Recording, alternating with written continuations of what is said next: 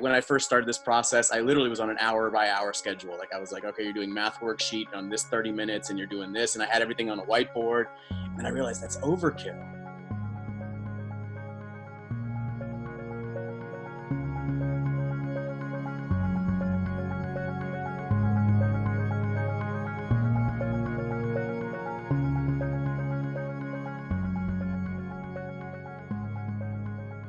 At our house, we use something called Spin the Wheel, and it allows us to create choices that I can then let my child decide how he's going to spend his school time and how he's going to spend his off time and fun time and chore time. He can choose how he does that, and that gives him some ownership, takes the pressure off of me a little bit, and makes sure that at least some of what we're trying to get done actually happens.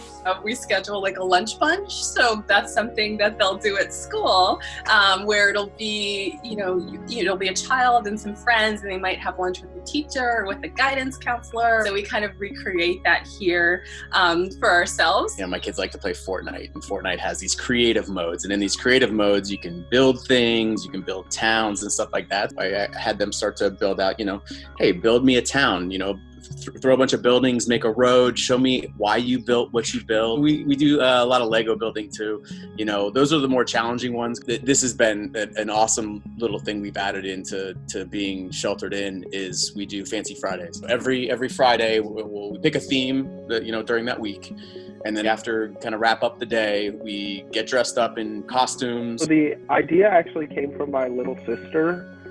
She teaches 5th grade science, and she wanted a new way to help teach her students. So she asked me to make a little video explaining the coronavirus to kids, and I couldn't help but try and do some fun drawings and try and make it a little lighthearted. We have some issues with health literacy for our entire population, and so if kids start learning about their own bodies and their own health at an earlier age, then they will be more willing to actively participate in their health throughout their entire lives. Learning happens in a lot of ways, and we as parents have a ton to teach our kids that doesn't need to come in the form of worksheets and assignments and book reports. Focus on the things that matter. Focus on the things your teachers think you should focus on, and then help them get through it.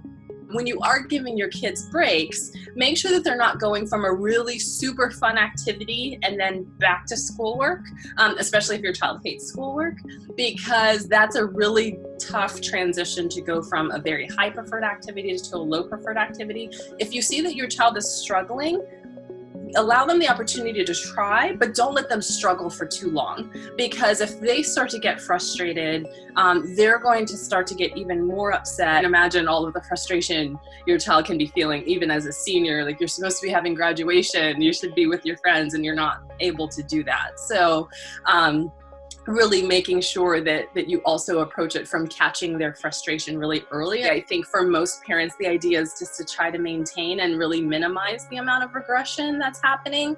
I think if you really look at it as you are now your child's teacher and you are responsible for making sure they are acquiring a good chunk of knowledge, you're putting way too much pressure on yourself.